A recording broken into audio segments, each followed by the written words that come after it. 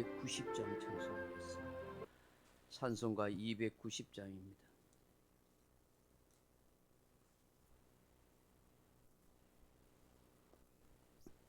290장 찬송하겠습니다.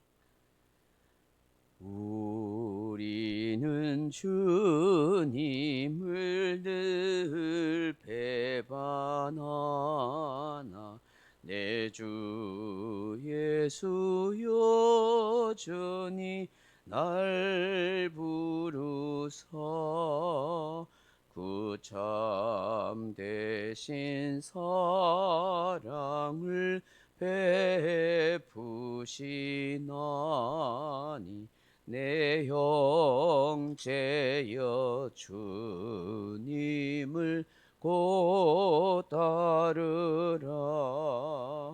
주 너희의 비네 주 너희의 비네 주 너희의 비네 항상 비시네. 주께서 풍성한 은혜를 내려 내 영혼이 나날이 복 받으니 주 예수를 너희도 구주로 섬겨 곧 따르면 풍성한 복 받겠네. 주 너희의 비네 주 너희의 비네 주 너희의 비네 항상 비시네. 무거운 짐 지고 애타는 인생 주 예수께 돌아와 곧이어라.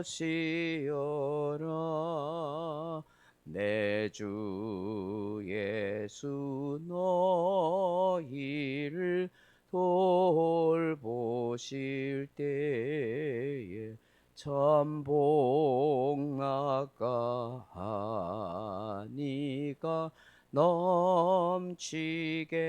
넘치겠네.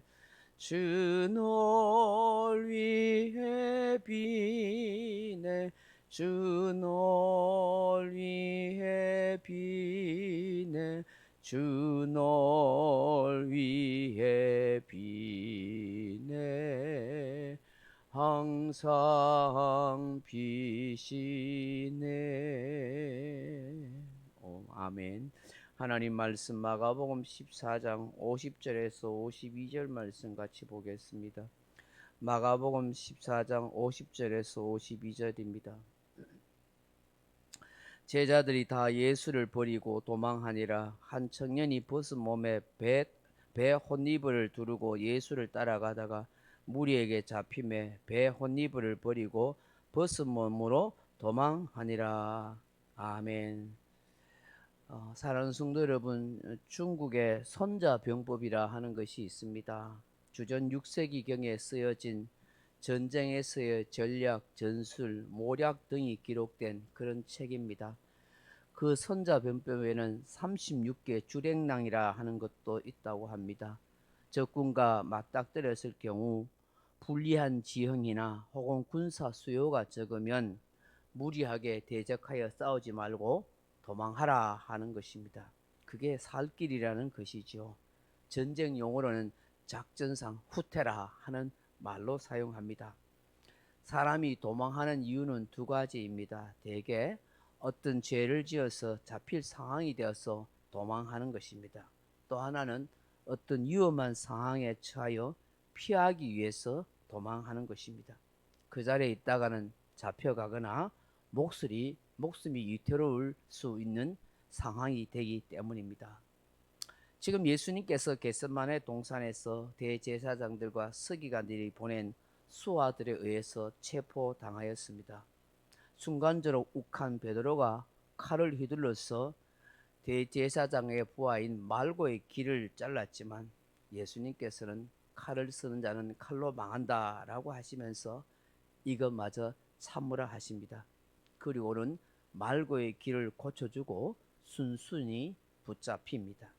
이 장면을 목격한 예수님의 제자들은 자신들도 함께 잡힐 것을 두려워해서 어느 순간 놀란 토끼 모양 후다닥 다 도망치고 말았습니다. 예수님을 따라서 죽을지언정 결코 예수님을 배반하지 않겠습니다 하던 그 제자들, 심지어 수제자 베드로마저도 바람과 함께 흔적도 없이 사라져 버립니다. 사람은 이렇습니다. 큰 소리 치고 호언장담을 해도 막상 위험에 처하거나 목숨이 위태로운 순간이 되면 걸음아 날 살리라 하고 도망하는 연약한 존재입니다. 제자들은 인간적인 생각과는 달리 그 상황 앞에서 별 수 없이 넘어지고 말았습니다. 도망자 신세가 되고 만 것이죠. 우리가 생각하고 깨닫게 되는 것은 바로 이것입니다. 사람이 큰 소리 쳐도 별 수 없더라 하는 것이죠. 하나님이 믿음 주시지 않고 하나님이 은혜 주시지 않으면 예수님 위해서 사는 것도, 예수님을 위해서 목숨을 바치는 것도 어렵다는 것입니다. 우리 인간의 마음은 시시로 잘 바뀝니다. 환경 따라, 상황 따라 변하는 게 인간의 마음이기 때문입니다. 인간의 의지로 주님을 위해서 목숨 걸 수 있는 것 아니라는 것이죠. 이들이 진짜 예수님의 제자가 되고 주님을 위해서 목숨 거는 그런 사람이 되었던 것은 사도행전에 보시면 성령을 받고 성령 충만할 때였습니다. 그때 공회 앞에서 큰 소리 치면서 복음을 전하면서 전혀 목숨에 대한 두려움을 가지지 않았습니다. 그렇게 겁 많던 제자들, 예수님이 겟세마네 동산에서 붙잡힐 때 다 도망쳤던 그 제자들이 성령께 사로잡히고 성령 충만한 사람이 되었을 때 목숨에 대해서 두려워하지 아니하고 죽는 것 결코 겁먹지 아니하고 그 사내들인 공회 앞에서 백성들 앞에서 큰 소리 외친 것을 우리가 알지 않습니까? 아무리 제자 훈련을 받고 많은 생명의 말씀을 들었다고 해도 그 사람에게 성령이 임해야 되고 성령 충만해야 담대한 사람이 된다는 것을 알게 되는 것입니다. 사람의 인성이나 지식이나 경험으로는 안 된다는 것을 여실히 보여준 것이죠. 이렇게 제자들이 손살같이 다 도망해버리고 말았습니다. 그런데 오늘 본문에 보시면 느닷없이 어떤 한 인물이 등장합니다. 51절 보면 한 청년이 벗은 몸에 뱃 혼니부를 두르고 예수를 따라가다가 무리에게 잡힘에 배 혼니부를 버리고 벗은 몸으로 도망하니라. 그렇게 기록하고 있습니다. 여기에 몸에 배 혼니부를 두르고 예수를 따라가다가 무리에 잡힌 이 청년은 누구일까요? 왜 벗은 몸에 배 혼니부를 두르고 그렇게 굳이 예수님을 따라갔을까요? 다른 제자들이나 사람들은 다 도망가고 없는데 이 사람은 뭐 한다고 배 혼니부를 두르고 예수님을 따라가다가 또 무리들에게 붙잡히니까 배 혼니부를 버리고 벌거벗은 몸으로 도망하고 있는 것은 도대체 이 사람은 누굴까요? 성경은 이 사람에 대해서 이런 상황에 대해서 구체적으로 기록하고 있지는 않습니다. 좀 우스꽝스러운 모습이지만 분명한 것은 이 청년이 예수님이 잡혀갈 때에 궁금해서 따라왔다는 것이죠. 안 그렇겠어요? 도대체 예수님이 왜 붙잡혀 갈까? 궁금해서 따라온 것입니다. 옷도 안 입을 정도로 급하게 예수님을 따라온 것이죠. 평소에 예수님의 바람감에 대한 소문을 들었거나 12명의 제자 중에 있지는 않았지만 예수를 따라다니던 뭐 70명의 제자나 혹은 예수님에 대해서 굉장히 궁금한 것이 많았던 그런 청년이 아니겠는가 하는 것입니다. 그런데 이 청년마저도 다 도망간 것입니다. 이 청년이 도대체 누구일까? 성경학자들은 바로 이 마가복음을 기록한 청년 마가라고 그렇게 이야기들 합니다. 예수님께서 유월절 만찬을 먹었던 그 집이 바로 부잣집 마가의 집이었다라고 그렇게 이야기합니다. 사도행전에서 보면은 그 예수님의 제자들과 함께 다락방에서 기도할 때 성령을 받는 장면이 나오지 않습니까? 그게 마가의 다락방이었다라고 그렇게 이야기도 합니다. 제가 예루살렘에 갔을 때 이것이 예수님의 제자들이 함께 모여서 기도했던 그 마가의 다락방입니다 하고 그렇게 이야기를 들었었습니다. 근데 그 마가의 다락방이라는 것이 우리 예배당보다 훨씬 큽니다. 우리는 다락방 하니까 조그만하게 집 위에 조그만한 마락방이라고 그렇게 생각하는데 실제로는 우리 예배당보다 더 큰, 그래서 40명, 70명도 얼마든지 들어갈 수 있는 엄청 넓은 그런 집입니다. 그 우리나라의 집 구조하고는 좀 다릅니다. 그들은 다락방이 아니라 사실은 그곳에서 사람들이 모여서 집회도 할 수 있고 그 지붕 위에 여러 가지 곡식 같은 거 말릴 수 있을 정도로 큰 창고와 같은 그런 곳이죠. 어쨌든 간에 아마 이 성경학자들은 이 부유한 마가의 집에서 예수님이 성찬식도 하고 유월절을 그렇게 보냈을 것이다. 그리고 난 뒤에 그 밤에 감람산으로 갔다 하는 것이죠. 이를 알 리 없었던 이 대제사장들과 서기관들이 수하들이 소문 듣고 이 마가의 집에 먼저 들이닥쳤다는 것이죠. 갔더니만은 예수님과 그 제자들이 없는 거예요. 그래서 가룟 유다를 데리고 이 감난산으로 갔다 하는 얘기죠. 충분히 일리가 있겠죠. 왜냐하면 예수님과 함께 가룟 유다가 마지막 그 성찬과 만찬을 이 마가의 집에서 했던 것이죠. 그때 그 밤에 몰래 빠져나온 가룟 유다가 대제사장과 서기관들에게 찾아가서 예수님을 돈 받고 팔아 넘겼거든요. 그리고 그 사람들과 함께 온 것이죠. 근데 가룟 유다가 떠나고 난 뒤에 예수님과 그 제자들이 감람산으로 간 거예요. 그리고 뒤늦게 이제 이 가룟 유다와 이 대제사장들의 이 서기관들이 부하들이 오니까 마가 집에 없었어요. 그래서 가룟 유다가 생각하기를 예수님이 늘 가시던 감난산으로 갔겠다 싶어서 갔다 하는 것이죠. 그러다 이 잠결에 깨었던 이 마가가 급하게 궁금해서 따라가는 것입니다. 대개 유대 남자들은 이 키톤이라는 속옷을 입고 그 위에 겉옷을 거치는데 벳 혼니브를 두르고 갔다는 것은 엄청 급하게 막 갔다는 거예요. 이 벳 혼니브라고 되어 있는데 유대인들은 이게 신돈이라는 이런 세마포를 입고 급하게 따라갔을 것이다 그렇게 말합니다.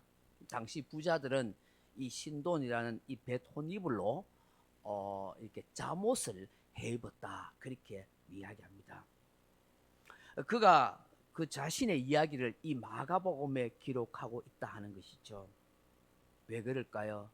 그 또한 부끄러운 인생이라는 사실을 밝히고 있는 거예요. 다른 여러 제자들처럼 자신도 도망친 인생입니다 하는 것이죠. 나도 별 수 없는 인간입니다. 겁이 많습니다. 예수님 따라가다가 도망쳤습니다 하는 거예요. 근데 마가는 한 번만 도망간 게 아니에요. 사도행전에 보시면 바나바의 조카로서 바울과 함께 1차 선교 여행을 떠났지 않습니까? 그런데 중간에 도망가 버립니다. 힘이 들었든지 아팠든지 어쨌든 간에 두려웠든지 도망가 버렸어요. 이 일로 인해서 바울의 신뢰를 잃어버립니다. 그 후에 바나바가 바울에게 이 마가 데리고 다시 선교를 가자 했을 때는 아이고 마가를 데리고 갈 필요 없다고, 이렇게 우리와 함께 있다가 먼저 도망간 사람은 신뢰가 안 된다 하고 이런 지하에 거절합니다. 이 마가 때문에 그렇게 사이 좋았던 바나바와 바울이 심하게 다투어서 헤어지게 됩니다. 그래서 바나바는 마가를 데리고 또 바울은 실라를 데리고 그렇게 흩어져서 선교를 하게 되는 것입니다. 이런 못난 마가였습니다. 도망 잘 가고 겁 많고 부끄러움 많은 그런 부잣집 막내 아들 같은 그런 인생이었습니다. 이런 그가 은혜를 받고 성령 충만한 사람이 되자 놀랍게 변했습니다. 훗날 필요 없다고 형편없는 못난 녀석이라고 그렇게 생각했던 이 마가를 바울이 디모데에게 데리고 와달라. 마가를 데리고 와달라. 그가 너무나 나에게 유익한 사람이라고 말합니다. 디모데후서 4장 11절에 보면 누가만 나와 함께 있느니라 네가 올 때에 마가를 데리고 오라. 그가 나의 일에 유익하니라. 이처럼 사람은 얼마든지 변할 수 있습니다. 무익한 사람이 유익한 사람이 될 수 있습니다. 도망가는 인생이 주님을 위해서 생명을 바치고 따라가는 그런 인생이 될 수도 있는 것입니다. 한 번 실수 병가지 상사라고 하지 않습니까? 사람들 얼마든지 실수할 수 있습니다. 그럼에도 불구하고 훌륭하게 변할 수가 있습니다. 주님은 제자들을 멀리 내다보고 그들을 훈련시켰고 그들을 참아주고 기다려주었던 것입니다. 어쩌면 우리 주님께서도 우리를 그렇게 기다려주고 참아주고 계신지 모릅니다. 주님께서 우리가 유익한 인생이 되기를, 변화된 삶이 살아가기를, 그런 하나님의 사람이 되기를 기다린 줄로 믿습니다. 오늘 이 새벽에 주시는 말씀을 함께 묵상하고 기도할 수 있기를 바랍니다. 각자 기도하시다가 돌아가시기 바랍니다.